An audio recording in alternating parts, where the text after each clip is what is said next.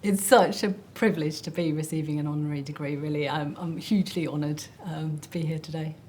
So universities like Cambridge and Keele are really important in terms of creating the ideas and the innovations that are going to be central to creating a more sustainable future for all through the research and through the education and actually, equally importantly, as a factory of the leaders of the future, the people who are going to be driving us forward through the coming decades and tackling the really great problems that the world's facing today.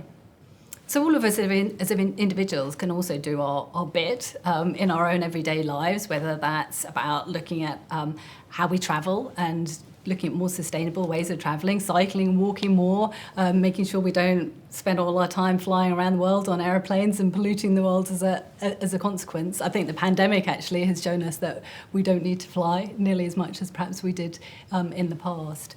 We can look at how we heat and light our homes, and we can also look at our own diets. That's another really important part of our footprint on the world, is how we feed ourselves.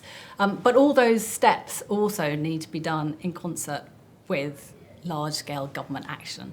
The scale of impact that we're currently having on our planet in terms of climate change, and more generally in terms of the loss of biodiversity and the broader impact that we're having on the environment.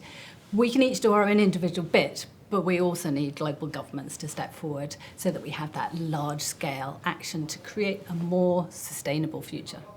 Well, I think all the graduates who are graduating today, every single one of them could become a leader of tomorrow.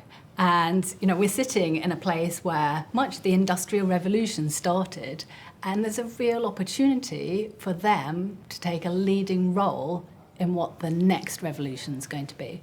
A revolution to create cleaner, healthier, more sustainable, more resilient society for all of us to live in, and also for the natural world to thrive in. And there's a huge opportunity to create not only a better world, but for each of those graduates to feel that they themselves are really contributing to a better future for all.